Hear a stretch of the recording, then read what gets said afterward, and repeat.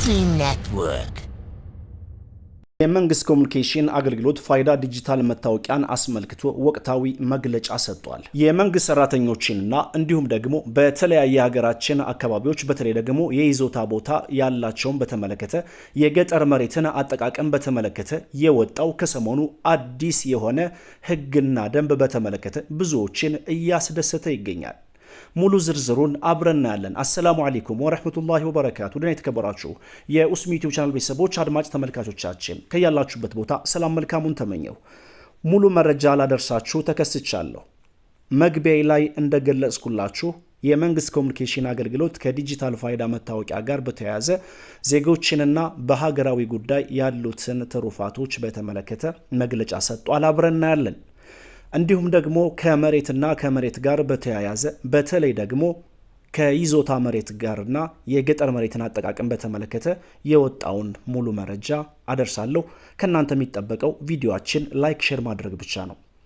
የመንግስት ሰራተኞችን ከቤተሰቦቻቸው በውርስና በስጦታ መሬት ማግኘት እንዲችሉ የሚፈቅደው አዲሱ አዋጅ ከሰሞኑ የአማራ ክልል መሬት ቢሮ አዲስ የገጠር መሬት አጠቃቀም አዋጅ ይፋ አድርጓል። በዚህም መሰረት በአዲሱ የገጠር መሬት አስተዳደርና አጠቃቀም አዋጅ ዙሪያ በተሰጠ ማብራሪያ አዲሱ አዋጅ ከዚህ በፊት ሲነሱ የነበሩ የዘርፉ ችግሮችን በመለየት የመፍትሄ አማራጭ አካቷልም ተብሏል።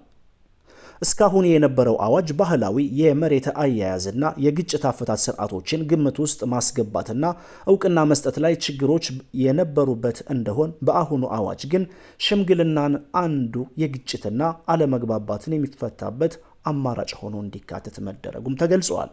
ይህ አዋጅ የመንግስት ሰራተኞች ከቤተሰቦቻቸው በውርስና በስጦታ መሬት ማግኘት እንዲችሉም ፈቅዷል። አዲሱ የገጠር መሬት አስተዳደር አጠቃቀም አዋጅ ምን አዲስ ነገር ይዟል?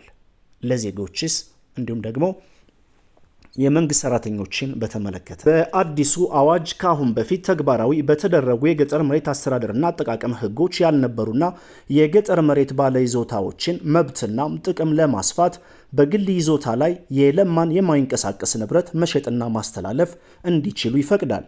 የገጠር መሬት ባለይዞታዎች መሬታቸውን በስጦታም ይሁን በውርስ ማስተላለፍ የሚችሉበት በገጠር መሬት አዋጅ ለተፈቀደላቸው የህብረተሰብ ክፍሎች ነበር። ይህ ከቤተሰቦቻቸው መሬት የማግኘት መብት ሊኖራቸው የሚገቡ የህብረተሰብ ክፍሎችን ጥቅም ገድቦም ቆይቷል። በአሁኑ አዋጅ የመንግስት ሰራተኞች ከቤተሰቦቻቸው በውርስና በስጦታ መሬት ማግኘት እንዲችሉም ይፈቅዳል። በአዲሱ አዋጅ የገጠር መሬት ባለይዞታዎች የይዞታ መብትን ለሚፈልጉት ሰው በስጦታ በውርስ ማስተላለፍ መብትን ለማንኛውም የህብረተሰብ ክፍል ይፈቅዳል። የገጠር መሬት ይዞታን ለብድር ዋስትና ማስያዣነት በመጠቀም የብድር አገልግሎት ማግኘት የሚቻልበት ድንጋጌንም አካቷል። ይህም የክልሉን አርሶ አደር የብድር አቅርቦት ችግር መፍትሄ የሚሰጥ ነውም ተብሏል። በአዲሱ አዋጅ በአስገዳጅ ሁኔታ የመሬት አስተዳደርና አገልግሎት አሰጣጥ ስርዓቱን ዲጂታላይዝ መሆን እንዳለበት በግልጽ ተመላክቷል። ለሴቶች፣ ለህፃናት፣ ከቀያቸው በጊዜያዊነት ለለቀቁ፣ በህግ ጥላ ስር ያሉ ወይንም በህግ ጥላ ስር ላሉ፣ ለህሙማን፣ ለአረጋውያን ወዘተ ጉዳዩን ልዩ ትኩረት በመስጠት የህግ ከለላና መብት ጥበቃም ሰጥቷል። ይህ ድንጋጌ ከዚህ በፊት በነበሩ ህጎች ላይ ተካቶ ተፈጻሚ ቢሆንም በልዩ ትኩረት የተጋላጭ የህብረተሰብ ክፍሎች መብትና ጥቅም ጥበቃ ትኩረትና ባለቤት በመስጠትም በኩል ትኩረት ሰጥቷል ይላል። ውድ ቻናል ቤተሰቦችና አድማጭ ተመልካቾቻችን አዲሱ ከሰሞኑ የወጣው የመሬትንና የይዞታ መሬትን በተመለከተ አጠቃቀሙን በተመለከተ የወጣው ህግ ይህን ይመስላል። ይሄ እንግዲህ ከብዙ ጥቂቱ ነው። ከ3 ቀን በፊት አንድ ቪዲዮ አድርሻችኋለሁ። ይሄ ቁጥር 2 ነው።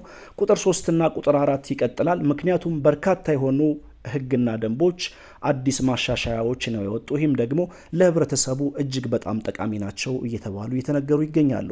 ይህ በእንዲህ እንዳለ የዲጂታል መታወቂያ አሁን ባለበት ዓለም አቀፍ የኢኮኖሚ ማህበራዊ ትስስር እየቀየረ ያለ የቴክኖሎጂ አብዮት ነው ሲል ገልጿል የመንግስት ኮሙኒኬሽን አገልግሎት። በተለይ ደግሞ ፋይዳ ዲጂታል መታወቂያ ያላወጣችሁ እንዲሁም በተለያየ ዓለም ሀገራት የምትገኙ ከፋይዳ ዲጂታል መታወቂያ ጋር በተያያዘ የተለያዩ አይነት ጥያቄዎችን ትጠይቃላችሁ።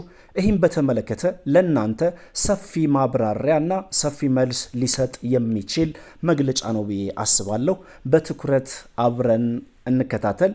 ለሌሎች ደግሞ እንዲደርስ ሼር ማድረጋችሁን አትርሱ። ፋይዳ መታወቂያ ወይንም ፋይዳ ምን ይፈይዳል? በኢትዮጵያም ፋይዳ መታወቂያ የዚህ ዓለም አቀፋዊ እንቅስቃሴ አንዱ አካል እየሆነ ሲሆን እንደ ሲንጋፖር፣ ህንድና ኢስቶኒያ ያሉ ሀገራት የዲጂታል መታወቂያን በመጠቀም በአብዛኞቹ የመንግስት አገልግሎቶች ወደ ዲጂታል በመቀየር የዜጎቻቸውን ሁለንተናዊ አገልግሎት በማዘመን ተጠቃሽ ሀገራት ናቸው።